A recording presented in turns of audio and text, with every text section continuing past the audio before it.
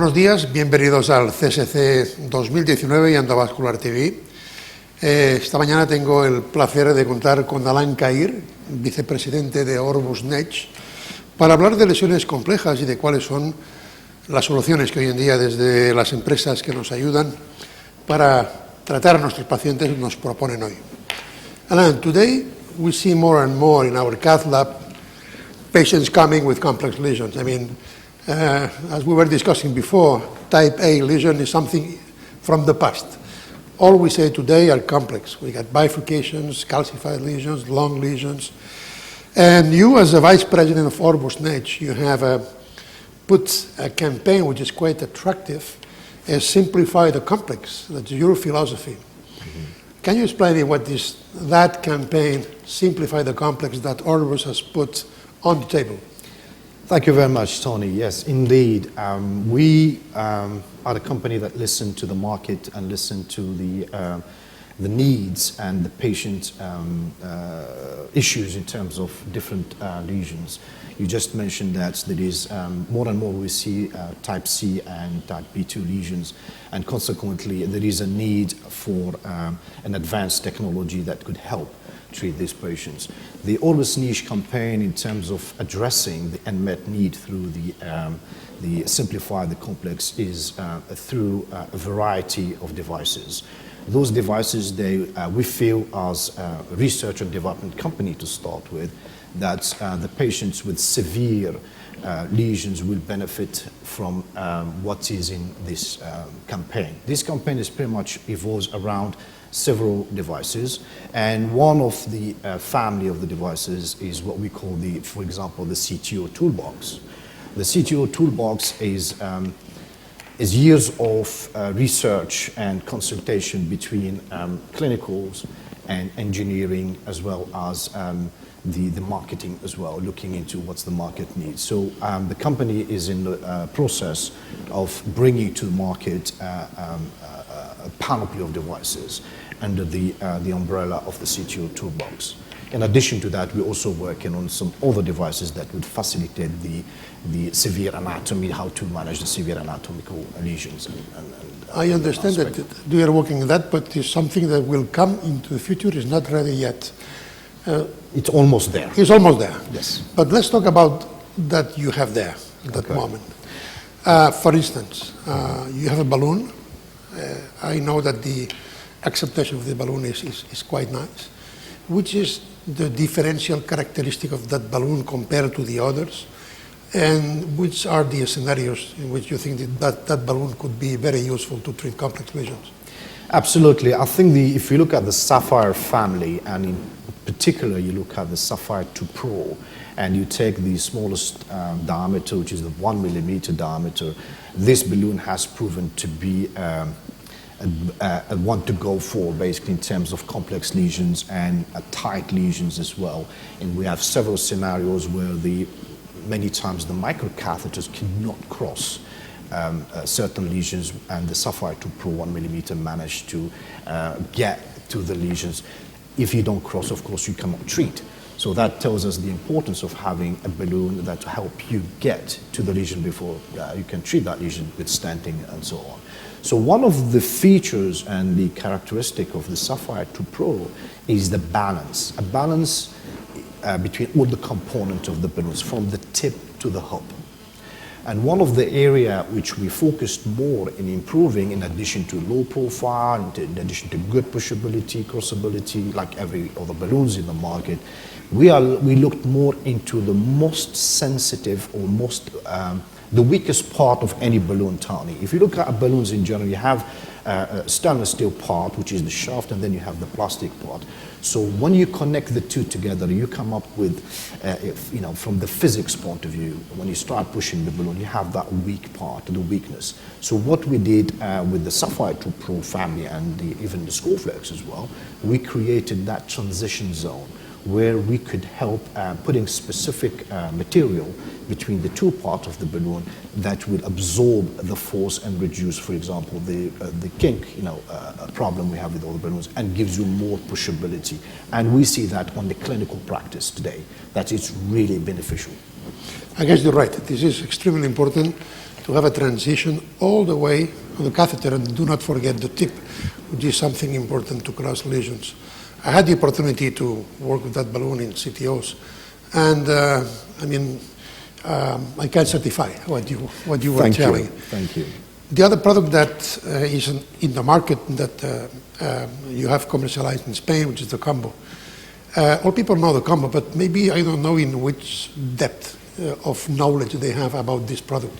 Can you very briefly explain what's the combo in a few words? Absolutely. In a few words, it's going to be very difficult, but I try my best. I think the combo technology, it's a combination of two therapies, basically. We try to look into what is needed when treating a lesion. Of course, we need a good scaffolding. Okay, that's the mechanical characteristic of a stent. But also we need a good antiproliferative action. That's to do with the drug and the carrier, which is the polymer.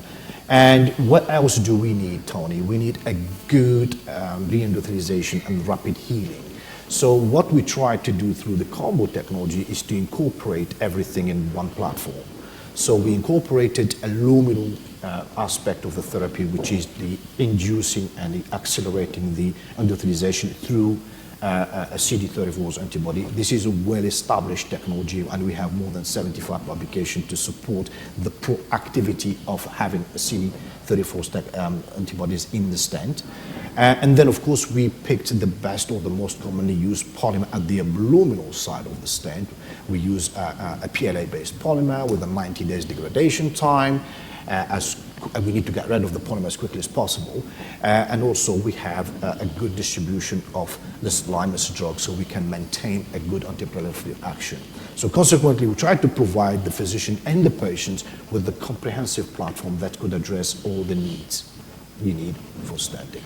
Yeah, you're right. From a technological point of view, if I was a designer, maybe we would choose that model because you have everything on that. Right. But I think having saying that, that may have to translate in good results, especially in patients with higher risk of bleeding, that we need to reduce or even shorten a lot the dual integration platelet, which is the support that we have, the clinical evidence to support this with the combo. Yeah, absolutely. I think as a company, we've been following closely all the developments in the market, and also, looking at the clinical needs versus the type of technologies and what are the ultimate goals. So the shortening the dual antiplatelet therapy in the patient is a real problem. And as an industry, we would like to give you an answer to that. So in terms of clinical evidence, in addition to the design of the stent, the company has been we have invested a lot in the clinical trials. We have more than a dozen of clinical trials to look into several patients' population in different scope. But in terms of shortening the dual antiplatelet therapy, I think we managed to bring to market the first evidence looking at reducing the APT in acute coronary syndrome, which are the most problematic patients. As we know, they are thrombogenic. Of course. They have thrombogenic territories. So we developed the REDUCE trial, which is a randomized clinical trial looking at 12 months, which is according to the European guidelines, 12 months and dual antiplatelet therapy versus another cohort with only 3 months. And we followed this patient up to 2 years. So now we published recently the results, and we could demonstrate that there is no difference or non-inferiority has been achieved. So this is only part of the trial. It's a 1,500 patient trial. It's still okay, not huge, but we are continuing our development, looking at certain other areas, which we may have a chance to talk about with kind of patients we're looking at as well, for this, to prove the benefit of this technology. Great. I know that you're working also in big trials, Right. not supported by the company, but put in practice by physicians. Right. Did they sort out? Can you comment on that? Because I think it will be a lot of patients involved on that trials. Absolutely. We completed the sort out 10, which is 3,200 patients. This hopefully is going to be presented at the upcoming PCR. But funny enough, actually, which I think is very interesting, is the same investigators have requested from the Orbusneich if they could keep the same stent, the combo stent for the SORT 11, which currently enrolling. So that's a very interesting, but perhaps we'll have more time to discuss the result of the SORT and the PCR. Parallel to that, Tony, I think there is another clinical trial which is very interesting. It's looking at the ischemia CTO. The ischemia CTO is looking at randomizing or at least answering the questions which we have today about the patients who are eligible for medical therapy and those who require a PCI, and which one is which, and what are the things we need to take in consideration in terms of quality of life and also the survival rate. So we're doing this clinical trial with the same group, but also we're looking at the subintimal stenting. The subintimal stent is something new, especially for the CTO operators, and I think we will be one of the first companies to come with evidence to support the outcome of the subintimal stenting. That's very interesting for the future. Let's change now completely the topic and let's talk about something that we are waiting, and this is the orbital atherectomy, right, which is not yet on the market, and we are expecting, because we have been hearing from that technology for a long time, right, and we have seen cases done from the US. We have now in Spain, in the peripheral, the system. My hospital, for instance, I have this right. system, and I must say that it's very effective. So we're waiting. When we will have in our hands the orbital atherectomy? In a funny way, I should say yesterday, but now I think, Tony, first of all, the orbital atherectomy fits perfectly with our complex simplify the complex campaign. Briefly, in addition to the orbital atherectomy, which hopefully we have the launch plan and we're ready to go for the coronary. It's all ready to go. As a matter of fact, we already launched in regions requiring only FDA. So you take the Asia Pacific, you take the Middle East. As a matter of fact, tomorrow we're going to have a live transmission in the GIS Congress for the orbital atherectomy. Gulf PCR comes, we're also going to have another live TNT session as well, for the complex PCI with orbital atherectomy. The European market, indeed, we're all waiting to bring this technology to life here in Europe, and it's only matters of notifying body or the CE approval, basically. So as soon as we have the CE mark, the technology is ready to go. Just a quick addition to that, we will be launching this technology not as a device only, but as a therapy with the plaque modification programs that support that. We will support the users in looking and exploring how to treat a severely calcified lesion, not only at the luminal level, but also we need to look at the deep calcium as well. We need to look at imaging as well. So to support real, the effectiveness of this technology in how we can prepare the lesion perfectly. Lesion preparation is an important topic as a company we are paying attention to. So this is pretty much part of the simplified complex, the complex we are working on.